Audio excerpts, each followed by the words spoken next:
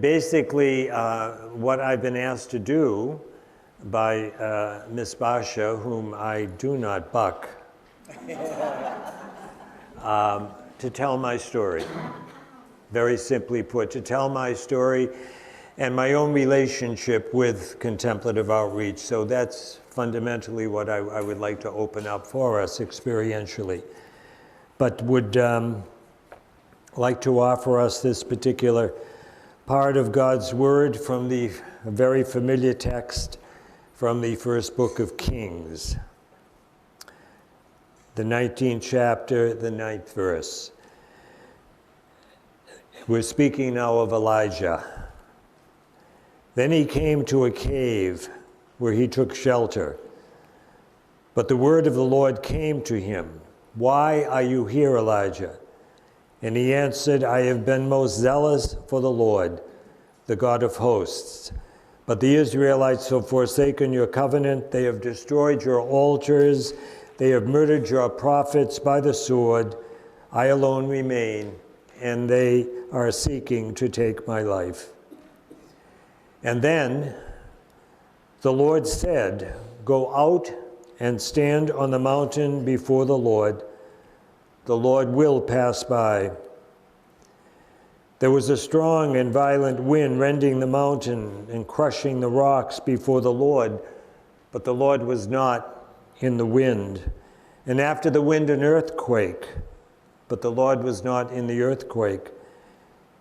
And after the earthquake, fire, but the Lord was not in the fire. And after the fire, a light, silent sound. When he heard this, Elijah hid his face in his cloak, and he went out, and he stood at the entrance of the cave, and a voice said to him, "Why are you here, Elijah? Be still and know that I am God." God's first language is silence, and everything else is a poor translation. We celebrate this wonderful occasion. It seems to me it's good to be aware that we celebrate this occasion in a particular context, a context that we want to be very much aware of. For we are celebrating the 50th anniversary of the Second Vatican Council. And Pope Benedict has also invited us to celebrate a year of faith, an opportunity through the eyes and the ears of faith to reflect back upon the impact of the Second Vatican Council. And I'm old enough to remember going through that magnificent event in the life of the Church, and recall very vividly, and this is very important for us, recall very vividly that when Pope John the 23rd convoked the Vatican Council, he was very, very clear in stating that the council was not a council of reformation, having to correct some errors that have been pretty much the way in which a council would be convoked over the centuries. But this is what I want you to recall. Blessed Pope John said that this is a council of renewal. The renewal of the Church, the renewal of the people of God. Very, very important to be aware of that. To be open and continue to be open to that wonderful movement of the Holy Spirit that ultimately is going to make all things new with our consent. As we reflect upon the year of faith, we are also invited to be aware that, and this would be the fruits of our centering prayer practice, that we are very much aware that we are called to participate in what Pope Benedict describes and what Pope John Paul II described as the new evangelization. Proclaiming, and witnessing to the transformative power of the gospel message. And to be able to proclaim that fundamental experience through the gift of our being, just who we are, and in all that we are called to do. So that's the context that I just want you to kind of, wow, isn't this something? That you would be celebrating a 25th anniversary against this backdrop. Make the connection. This isn't just an isolated get-together. It's very, very interrelated, very interconnected. I mention the Second Vatican Council because of its profound impact on the life and ultimately the ministry of Father Thomas Keating, our beloved founder of Contemplative Outreach. And Father Thomas went on to relate this experience probably in 1983. I'll say more about that. But Father Thomas went on to share that in the early 70s, the council ended in 1965, and in the early 70s, the Cistercian community, Father Thomas's Trappist community, there was a general chapter. That's the gathering of the leaders of the Cistercian community. They gather every 6 years, as do every religious community, for what we describe as a general chapter, an opportunity to reflect upon the quality of our life and also how God may be calling us to respond to future challenges, present and future challenges. And during one of these occasions when we participate in a general chapter, and this happened with Father Thomas in the, as I say, the early to mid-70s, Pope Paul VI, the Holy Father, chose to meet with the abbots of the Cistercian order that had gathered from around the world. So the Holy Father is now in the early 70s addressing all of the Trappist abbots throughout the world, of which Father Thomas at that time was the abbot of St. Joseph's Monastery in Spencer, Massachusetts. And here's what our Holy Father, Pope Paul, said to the Trappist monks. He begged them to help the Church recover the contemplative dimension of the gospel, to retrieve and to recover, renewal. And so Father Thomas came back to St. Joseph's, now again, early 70s. And the gathering of the Trappist monks, usually on a weekly basis, is what they simply describe as chapter. It's really a community meeting. And so they gathered together, and Father Thomas went on to share with his brother monks what had happened at the general chapter, and particularly what Pope Paul VI said to the Trappist abbots by way of challenge, to help the Church recover the contemplative dimension of the gospel. So how did the monks in Spencer respond to that challenge? At that time, living at St. Joseph's in Spencer, Mass, were Father Thomas Keating, who was the abbot, and Father Basil Pennington, and Father William Menninger. I refer to them as the Big Three. Now, I think it's very helpful to be aware that for many, many years, Father William Menninger embraced the cloud of unknowing, that 14th century spiritual classic. He embraced that through his practice of Lectio Divina.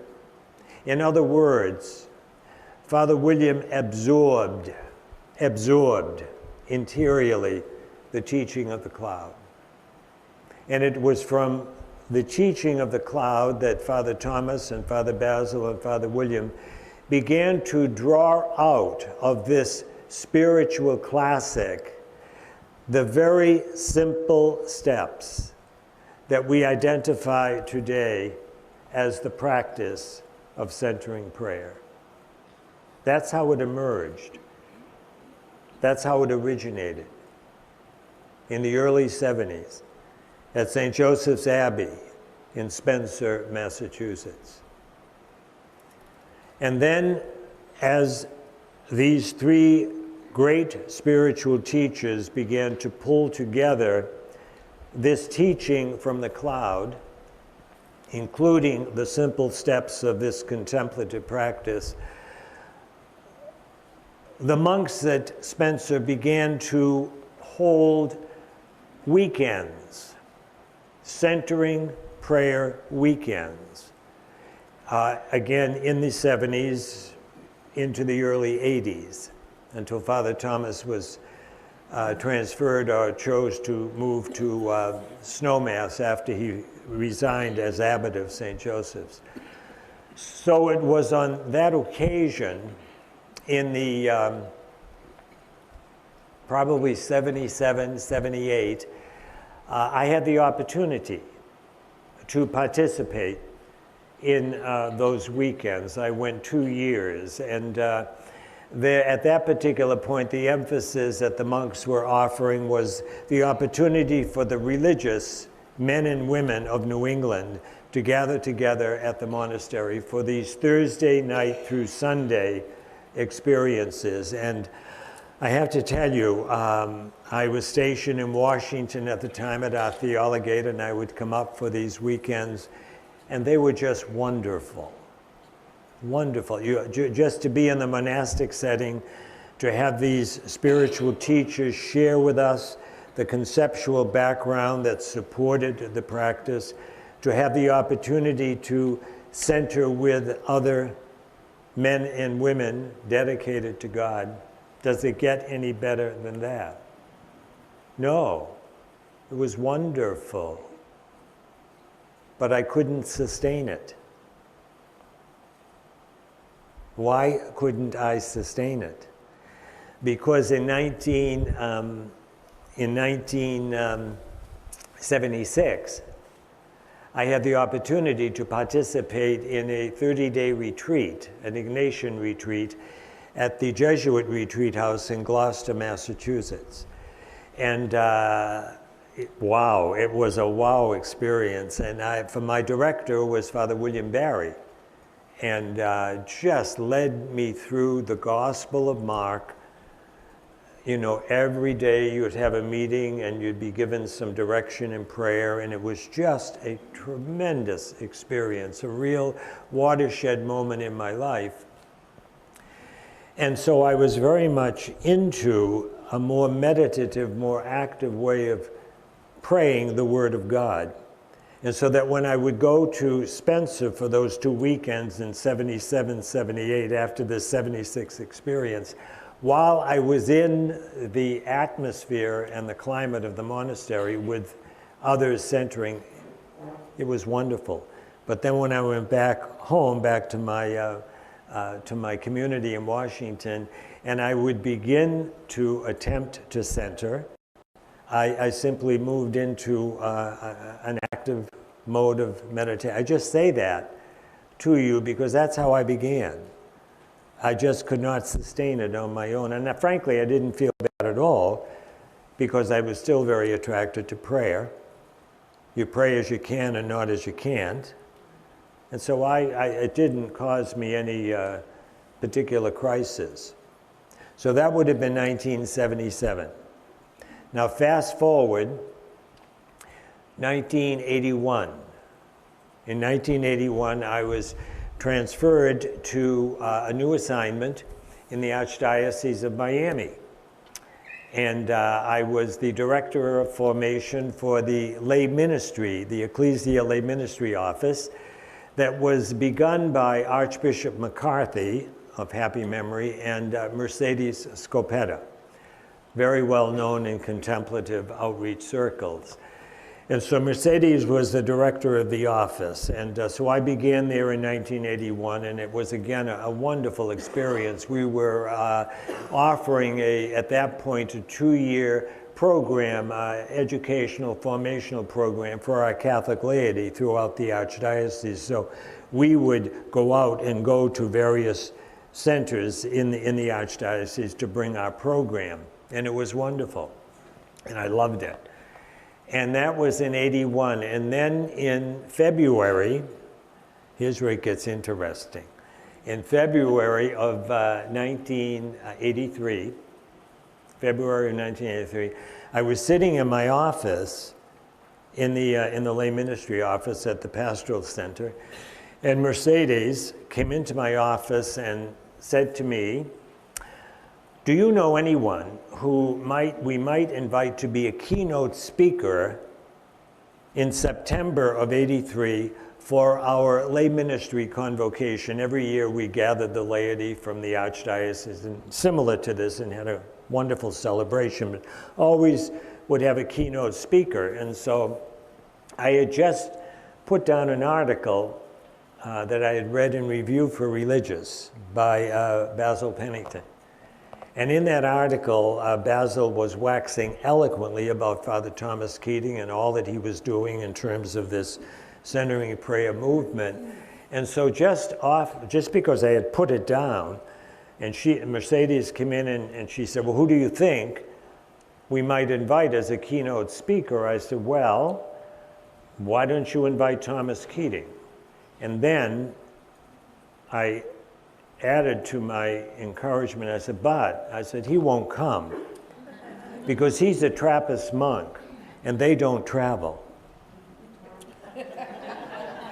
So Mercedes said, "Oh, I know him," and she had been in a meeting with him, and so she left the office. And I was preparing for an evening program up in Broward County, and kind of finishing that up, and just getting ready to leave the office around 4:30 to go home and get a bite to eat before I went up to Broward. And Mercedes came into my office and said, "Well, he's coming." So here he was our keynote speaker for our lay ministry convention in September of 1983. And then Mercedes said, "And you know, when I was talking with him, he invited Mercedes to participate in this 14-day contemplative retreat experience that Father Thomas was putting together, and it was going to be held at the Lama Foundation in the San Cristobal Mountains in northern New Mexico." And then Mercedes went on to say, "But I can't go." She said, "Because my daughter-in-law is expecting in August and I have to be home. Would you like to go? Would you like to go?" And as God is my judge, my witness, I hemmed and I hawed, because that particular July of '83, I was going to Mexico to live with a family, to do what I could do to learn Spanish.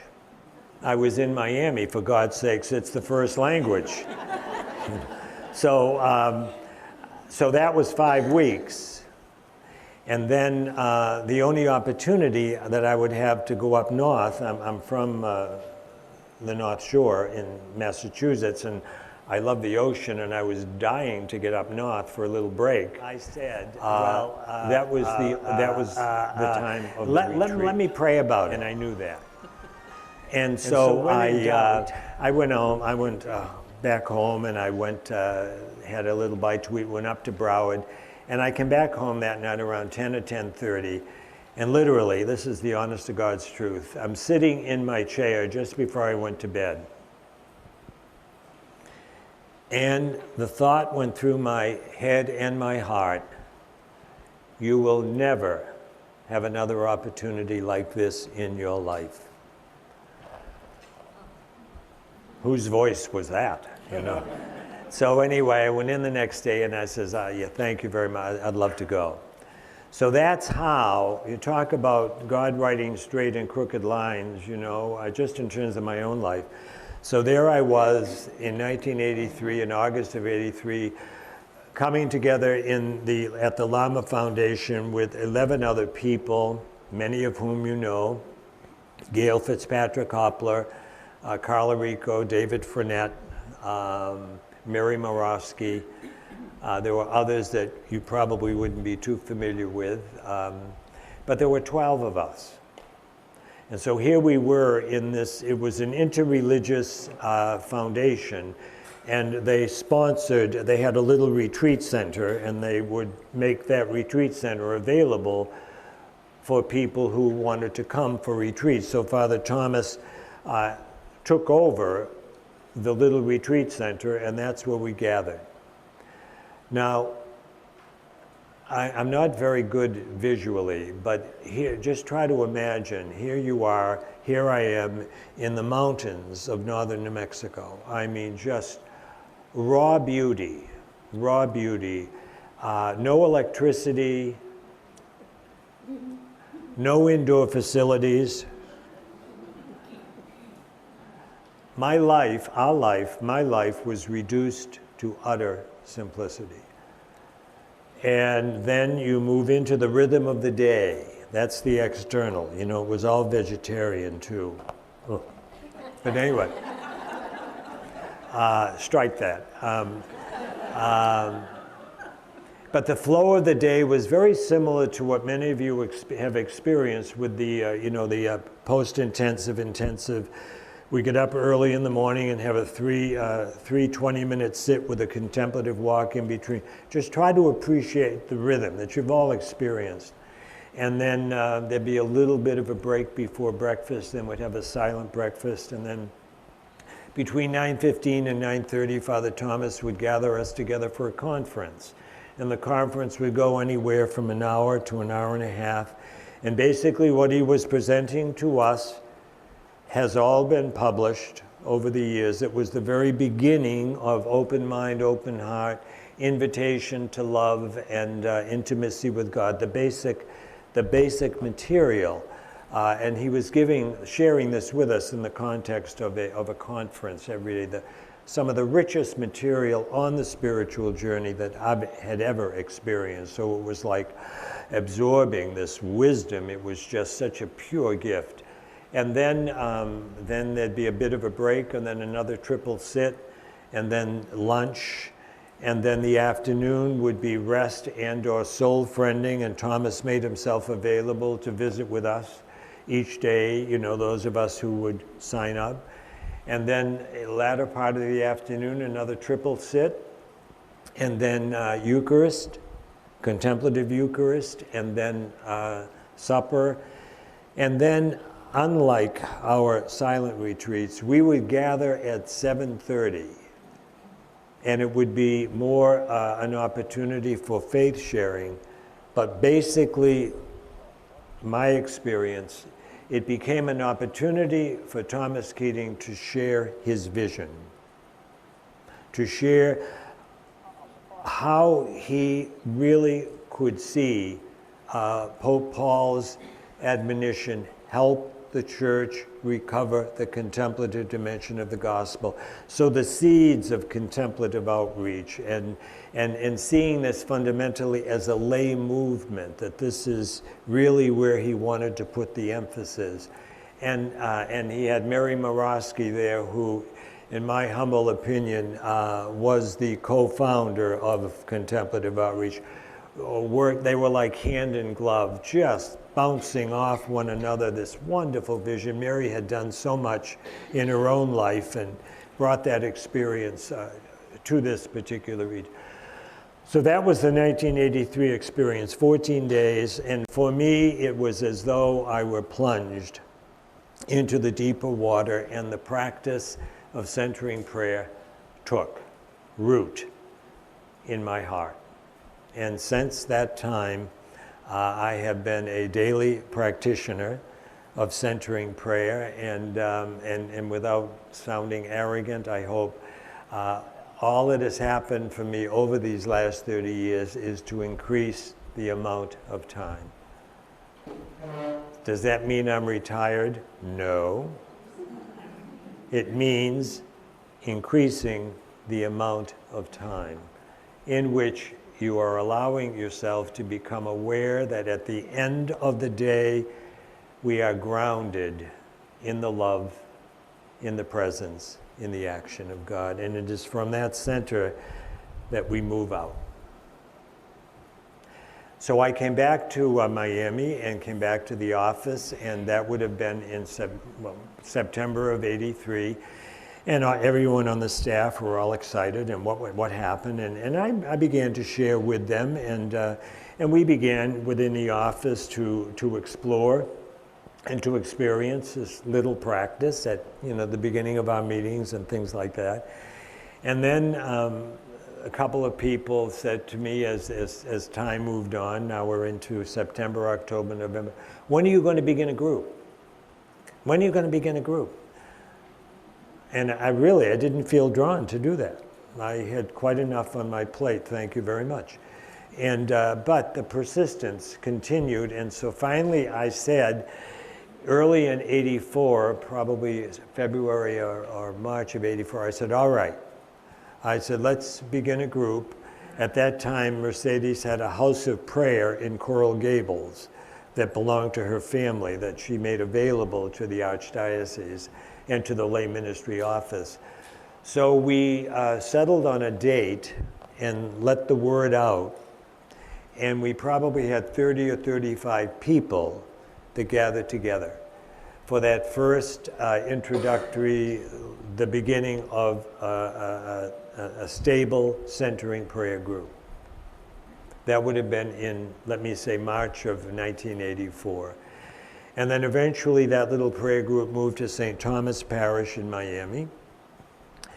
And then in 1980, so not too much happened during that first year. There was this prayer group, a couple of introductory workshops, so the beginnings of other small prayer groups. But here was another major shift. It was in 1985, and the word was out. The St. Thomas University in Miami was sponsoring a contemplative weekend retreat that was going to be led by Father Basil Pennington. And then Father Pennington was going to remain for a study week, a contemplative study week sponsored by St. Thomas University. I was away at the time. I don't know where I was, but I could not participate. And so anyone that I had met after the event were just raving. It was wonderful, the retreat was wonderful, the study week was wonderful, and so there was a lot of good publicity around that. And then in July of 1985, in the Miami Herald was an article. In the article, the reporter writing the article had participated in the weekend retreat, and she interviewed Father Pennington. And so she wrote this beautiful article in the Miami Herald about this centering prayer, this contemplative experience, the study week, and she's getting also incorporating into the article Basil's enthusiasm for promoting the practice of centering prayer.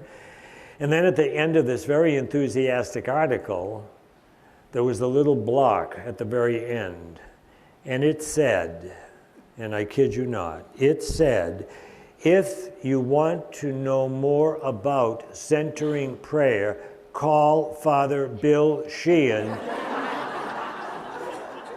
at the Office of Lay Ministry.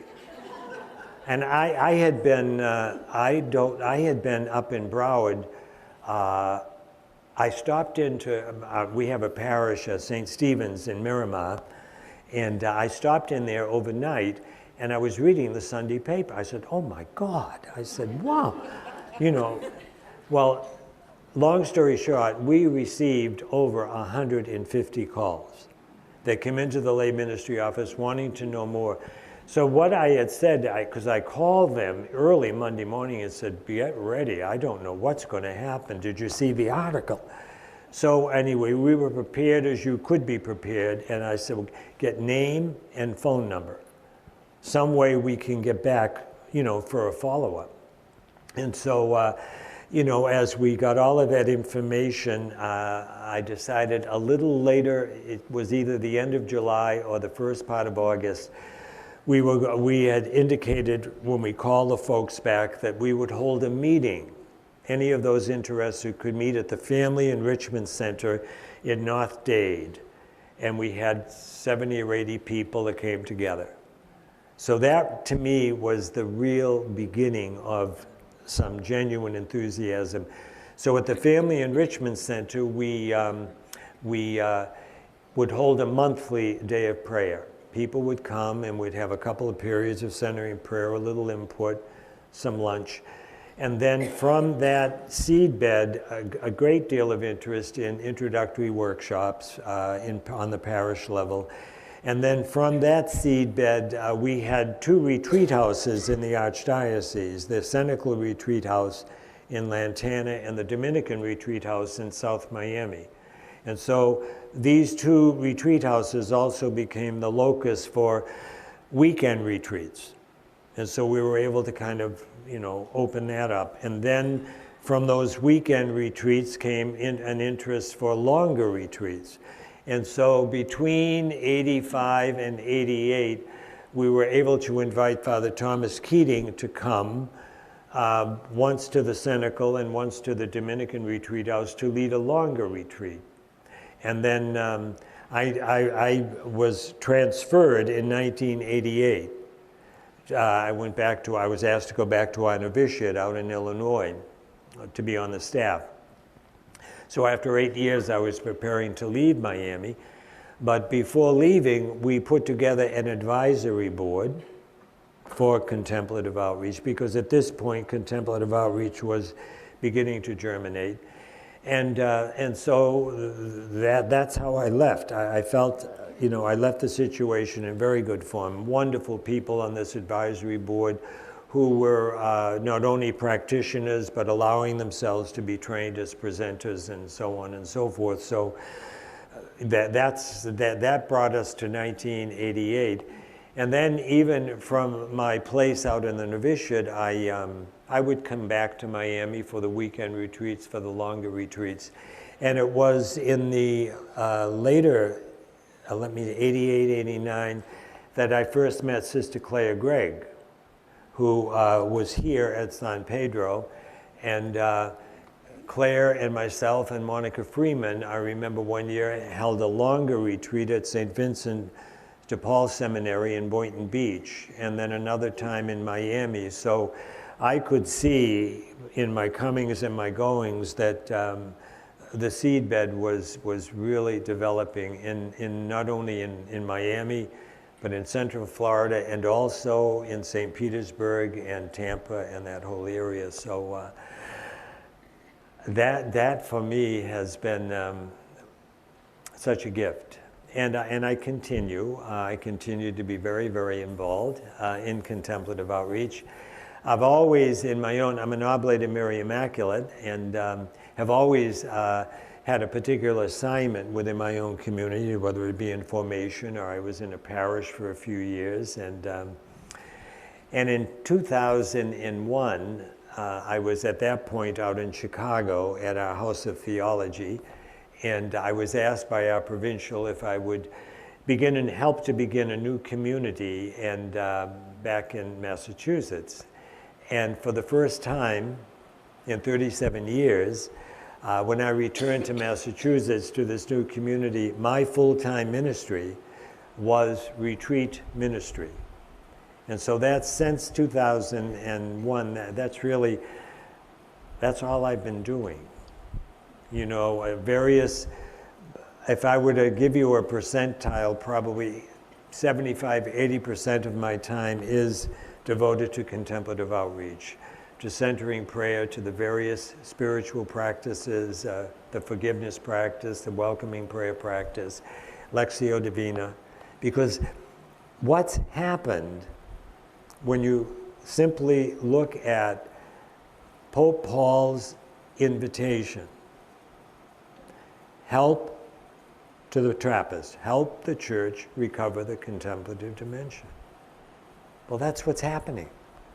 And all of these practices, rooted in centering prayer, but the practices outside the time of centering prayer, all of those practices that bring us from the head to the deepest level of the heart help to make us aware of the contemplative dimension of the gospel. And so that's what we're rooted in, that's what we're grounded in. And so Thomas Keating is our revered founder, began this process, has been a constant inspiration and guide. When you look simply at the amount of material that he has published over the last 30 years, and I could go through and dissect, various threads in that material that represent tremendous growth, deepening, shifts that are taking place that in the teaching itself. To me, it's awesome. I cannot say enough about that in terms of my own gratitude to God for the gift of this person in my life and in the lives of all of us. Pure gift.